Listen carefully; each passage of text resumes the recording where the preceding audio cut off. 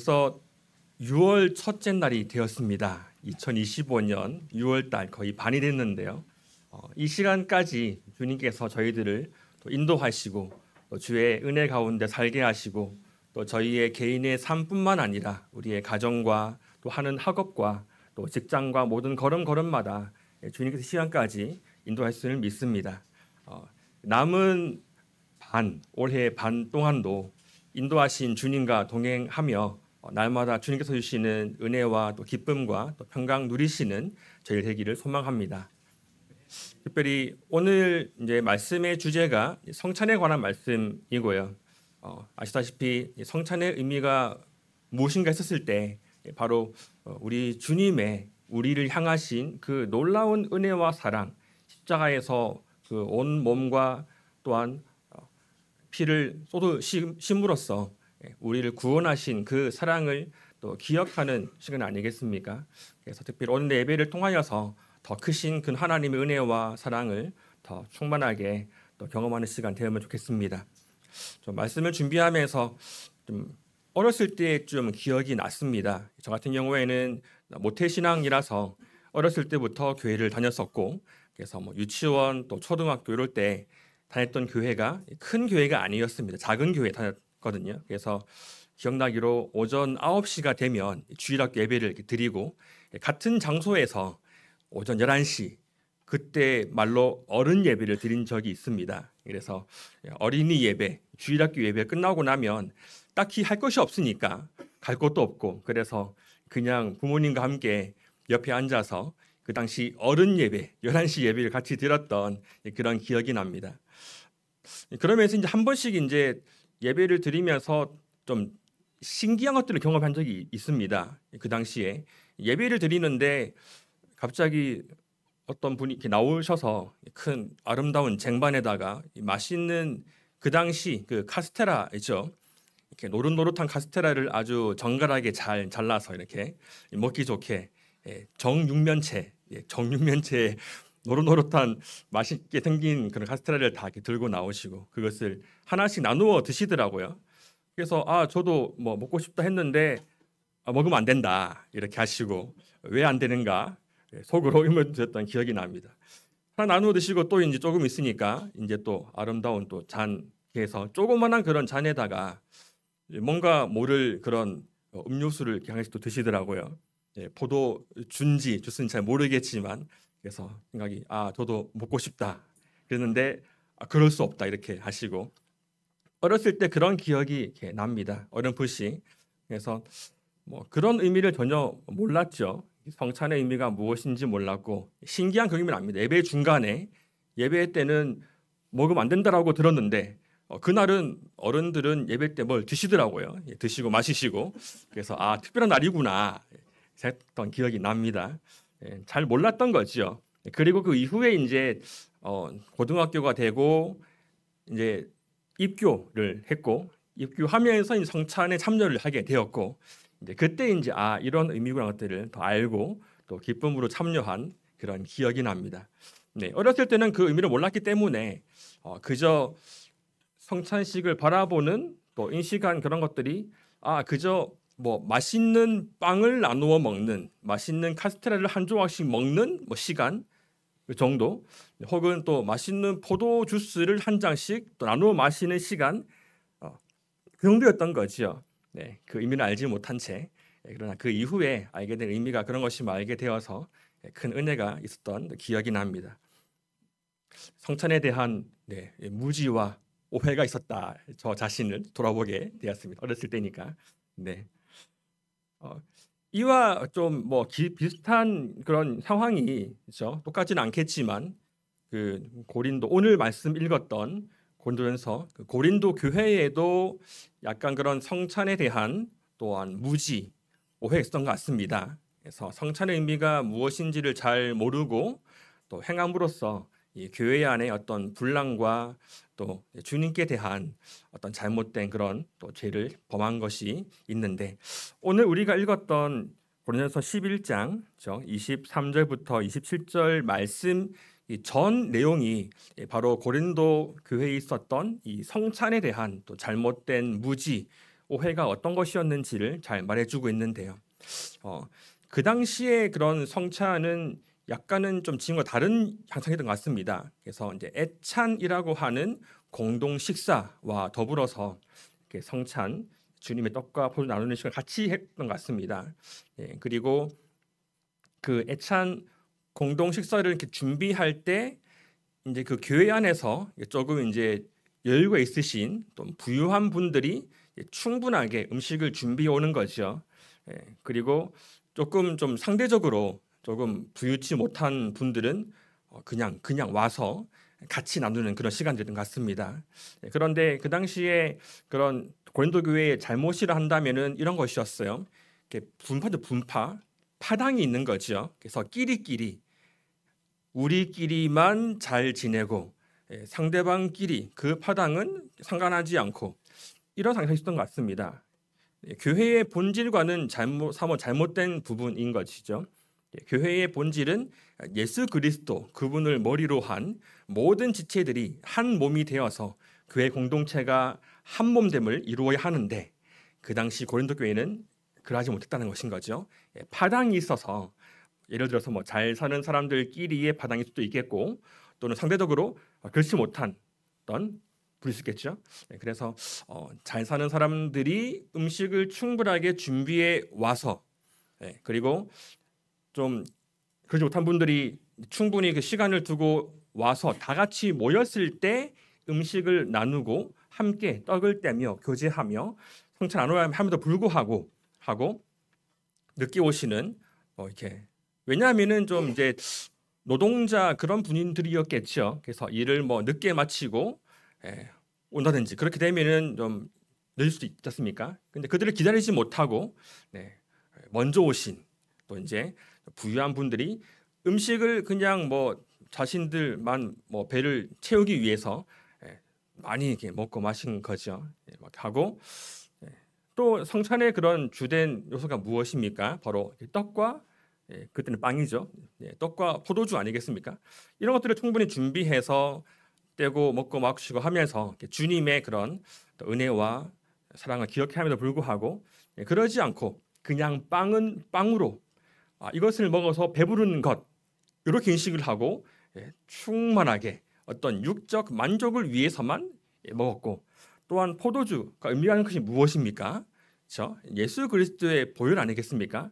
근데 그 당시에 그렇지 않고 오로지 포도주, 술 이것을 먹음으로써 취하게 되고 또한 자신의 어떤 육적 쾌락을 이루는 도구로서 인식했던 것 같습니다.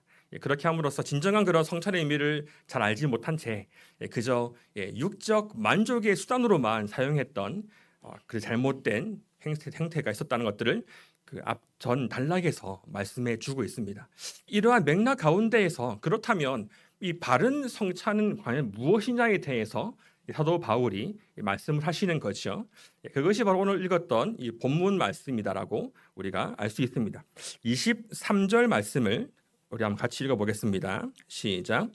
내가 너희에게 전한 것은 주께 받은 것이니 곧 주 예수께서 잡히시던 밤에 떡을 가지사 이후로 축사하시고 떼어 이르시되 이것은 너희를 위하는 내 몸이니 이것을 행하여 나를 기념하라 하시고 식후에 또한 그와 같이 잔을 가지시고 이르시되 이 잔은 내 피로 세운 새 언약이니 이것을 행하여 마실 때마다 나를 기념하라 하셨으니 라고 말씀을 하신 것이지요.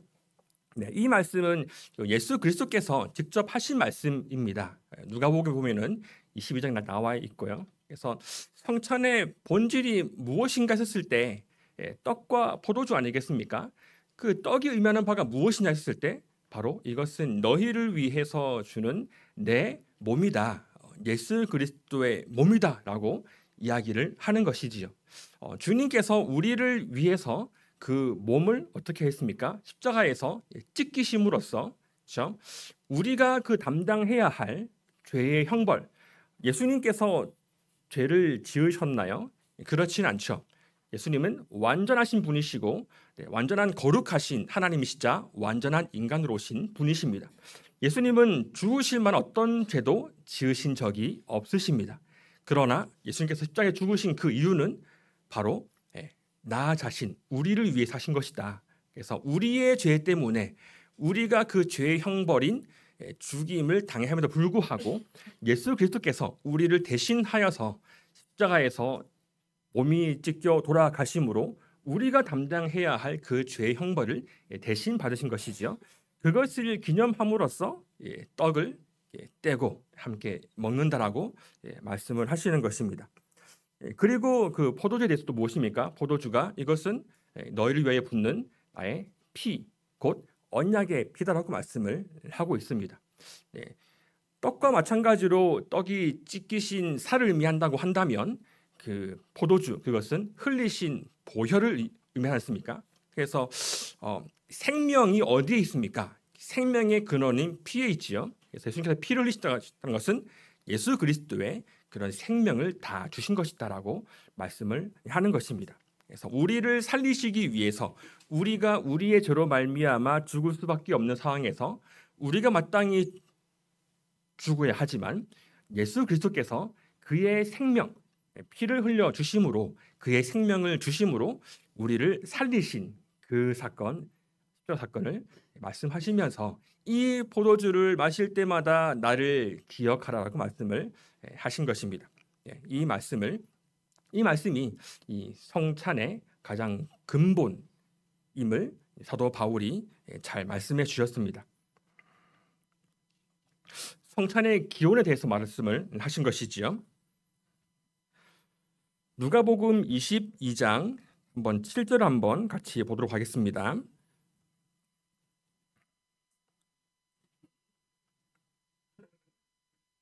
네, 22장 7절부터 20절까지가 바로 사도 바울이 이 말씀하셨던 예수 그리스도의 성만찬에 대한 부분이 나옵니다. 22장 7절 보시면 이렇게 말씀하고 있죠. 유월절 양을 잡을 무교절 날이 다가왔다라고 말씀을 하고 있죠. 그리고 예수님께서 베드로와 요한을 보내셔가지고 이 유월절을 지킬 만한 장소를 구해달라라고 말씀하셨고, 그래서 어떠한 사람의 집, 다락방에 유월절 장소를 마련하게 된 것을 말씀을 하고 있습니다. 15절 보시면 함께 읽어보겠습니다. 22장 15절 누가복음 시작. 이르시되 내가 고난을 받기 전에 너희와 함께 이 유월절 먹기를 원하였노라. 16절입니다. 내가 너희에게 이르노니 이 유월절이 하나님의 나라에서 이루기까지 다시 먹지 아니하리라 하시고 17절 이에 잔을 받으사 감사 기도하시고 이르시되 이것을 갖다가 너희끼리 나누라. 라고 말씀을 하고 있습니다. 18, 19, 20절입니다. 읽겠습니다. 내가 너희에게 이르노니 내가 이제부터 하나님의 나라가 임할 때까지 포도나무에서 난 것을 다시 마시지 아니하리라 하시고 또 떡을 가져 감사 기도하시고 떼어 그들에게 주시며 이르시되 이것은 너희를 위하여 주는 내 몸이라 너희가 이를 행하여 나를 기념하라 하시고 저녁 먹은 후에 잔도 그와 같이 하여 이르시되 이 잔은 내 피로 세우는 새 언약이니 곧 너희를 위하여 붓는 것이라 라고 말씀을 하고 있습니다.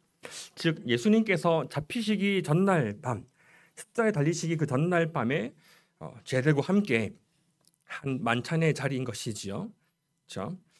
최후의 만찬입니다. 그 만찬의 자리 어떤 자리였습니까? 그 만찬의 자리가 바로 유월절 식사 자리였다고 말씀을 하고 있는 것이지요.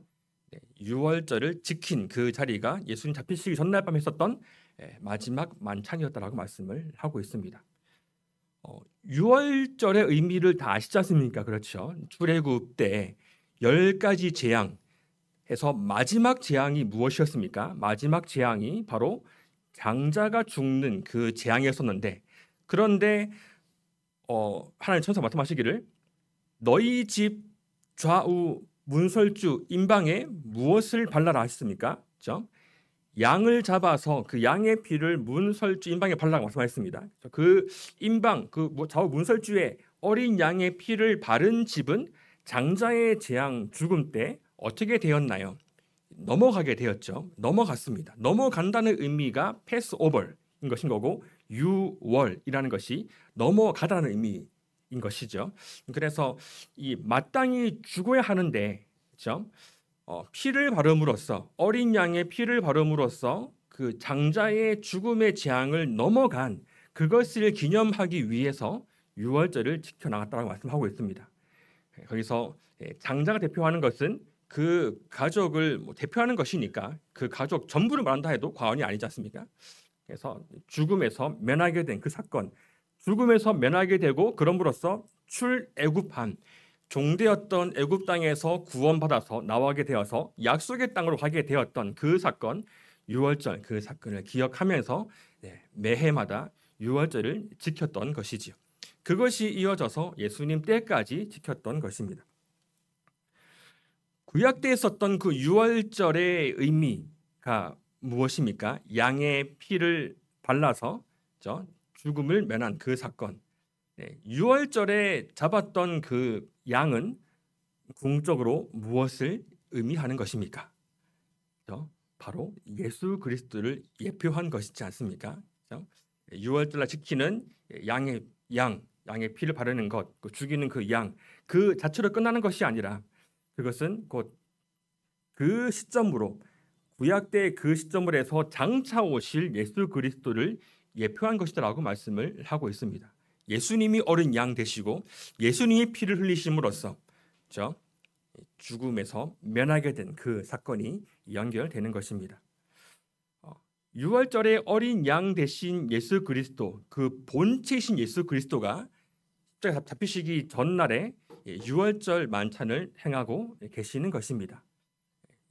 유월절 어린 양의 실상이신, 그 전에는 예표였지만 지금은 실상으로 오신 예수 그리스도께서 유월절 만찬을 함께 하시면서 잔을 같이 나누어 주시면서 이 잔은 내 피라고 말씀하시면서 이것을 마시고 나를 기념하라라고 말씀을 하시는 것입니다. 그 예수 그리스도의 그 피로 말미암아 우리가 죄 사함을 얻었습니다. 그리고 예수님은 그 붓는 그 피가 너를 위하는 새 언약이라고 말씀을 하셨습니다. 새 언약은 옛 언약을 완전히 갱신한 것이지 않습니까? 그렇죠? 옛 언약은 이스라엘 백성들이 출애굽해서 시내산에서 모세를 중심으로 하나님과 맺었던 것을 옛 언약이라고 부릅니다. 그렇죠? 출애굽기 24장에 그들이 나오는데 하나님과 이스라엘 백성들이 언약을 맺으면서 번제를 드리고 번제를 드리고 소의 피를 받아서 반은 제단 뿔에 바르고 반은 백성들에게 뿌리면서 이것은 너희 위한 언약의 피라고 모세가 이야기한 부분이 출애굽기 24장에 나옵니다. 옛 언약 때도 언약을 맺을 때 무엇이 필요했습니까? 바로 피가 필요했죠. 그 피는 제사 때 쓰는 소의 피, 동물의 피였습니다. 그 동물의 피가 예표하는 것이 무엇이겠습니까?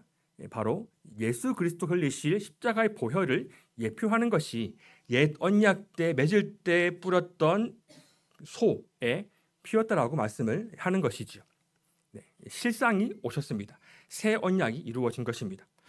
그리고 구약 선지자를 통하여서 이 새 언약이 이루어질 것을 예언을 하셨습니다. 예레미야와 에스겔을 통해서 예수 그리스도로 말미암는 새 언약이 이루어질 것을 말씀하신 것을 볼 수 있습니다. 예레미야 31장 31절부터 33절 말씀을 제가 한번 읽어드리겠습니다. 여호와의 말씀이니라. 보라, 날이 이르리니 내가 이스라엘 집과 유다 집에 새 언약을 맺으리라. 이 언약은 내가 그들의 조상들의 손을 잡고 애굽 땅에서 인도해 내던 날에 맺은 것과 같이 아니할 것은 내가 그들의 남편이 되었어도 그들이 내 언약을 깨뜨렸음이라. 여호와의 말씀이니라. 그러나 그날 후에 내가 이스라엘 집과 맺을 언약은 이러하니 곧 내가 나의 법을 그들의 속에 두며 그들의 마음에 기록하여 나는 그들의 하나님이 되고 그들은 내 백성이 될 것이라. 여호와의 말씀이니라라고 말씀을 하셨습니다. 이 새 언약의 핵심은 하나님의 말씀, 나의 영을 너희 속에 두겠다라고 말씀하신 것입니다. 옛 언약 때는 말씀이 십계명 돌판에 써졌다고 한다면 이제는 새 언약 때는 하나님의 말씀, 하나님의 임재가 바로 우리 안에, 우리의 심령에, 우리의 심비에 쓰여지겠다라고 말씀을 하신 것이죠. 예수 그리스도께서 십자가에서 모든 구원 사역을 완성하시고 약속하신 성령님을 보내주심으로써 우리 마음 가운데 하나님의 말씀, 그 하나님의 영광, 하나님의 권능이 우리 마음속에 새겨지게 되었습니다. 예수 그리스도를 믿음으로 말미암아 우리 개개인, 우리 교회 모든 성도들의 마음마다 예수 그리스도 성삼위 하나님께서 우리와 함께 하시고 우리 안에 내주하심을 믿습니다. 그것이 곧 우리 마음속에 말씀을 새겨주겠다 하신 그 새 언약이 성취가 된 것이 아니겠습니까? 예수님께서 마지막 잡히시기 전날에 잔을 주시면서 이것은 너희를 위하는 내 피니 곧 새 언약의 피라고 말씀하신 그것이 예수님께서 십자가에서 죽으심 부활하시는 말미암아 그 새 언약이 성취되었고 그 새 언약의 은혜를 지금 우리가 누리고 있는 것을 우리가 알 수 있습니다. 하나님의 은혜인 것일 거죠.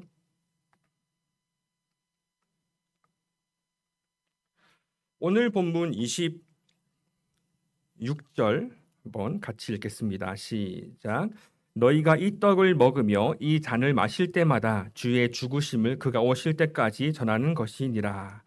그래서 이 떡을 먹고 이 잔을 마실 때마다 주님의 죽으심, 그 십자가 사건을 언제까지요? 주님 오실 그날까지 증거하는 것이라고 말씀을 하고 있습니다. 1차적으로는 우리가 주님 오실 그날까지 이 성찬을 행한다라고 말씀을 할 수 있겠지요. 주님 오실 그날까지 성찬을 행함으로 주님의 죽으심 그리고 부활, 그로 말미암은 우리의 죄사함과 하나님 나라의 백성됨을 우리가 날마다 증거하고 전하는 것입니다. 그뿐 아니라 우리의 삶을 통하여서 성찬에 참여하는 우리가 우리의 삶을 통하여서 우리의 입술로 우리의 삶으로 예수 그리스도의 영광과 그 복음을 우리가 증거할 수 있을 것입니다. 27절입니다. 같이 읽겠습니다. 시작.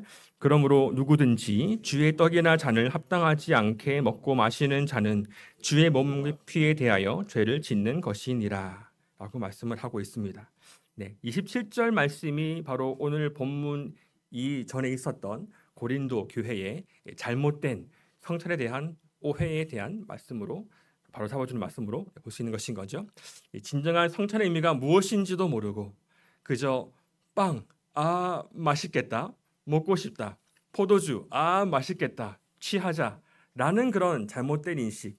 마치 제가 어려서 그 성찬의 의미를 알지 못했던 때에 유치원 혹은 초등학교 저학년 때였던 기억이 나는데 그때 가졌던 성찬에 대한 인식, 그렇죠? 주님의 긴장한 그 뜻을 알지 못한 채 그저 맛있는 것 혹은 달달한 것, 싫어하는 인식만 가지고 참여한다면 그 성찬에 대한 인식을 가지지 못한다면 그것은 주님의 몸과 피에 대하여 죄를 짓는 것이라고 말씀을 하고 있습니다. 그러나 저희들은 충분하게 그 성찬의 의미를 알고 있지 않습니까? 그렇죠? 이 떡이 의미하는 것이 무엇인지 또한 이 포도주가 의미하는 것이 무엇인지 우리는 잘 알고 있습니다. 그렇기 때문에 우리는 이 성찬에 참여할 때마다 우리를 위하신 예수 그리스도 그분의 찢기신 살과 흘리신 피를 기억하며 그런 말미암아 우리가 얻게 된 영원한 생명, 하나나라의 백성됨 그리고 영원히 그 나라의 백성 살게 되는 그런 은혜를 누리고 있음에 감사하며 영광을 주님께 올려드리는 것을 우리가 잘 알 수 있습니다.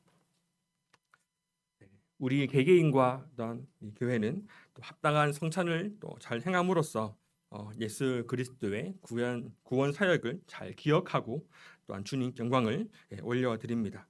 그렇기 때문에 우리는 성찬의 의미를 또 잘 또 알고 행해야 하고 또 성찬을 통하여서 주님의 죽으심 그리고 그분의 부활, 그분의 다시 오심을 우리의 삶 속에서 또 잘 증거해 나아갈 수 있을 줄 믿습니다.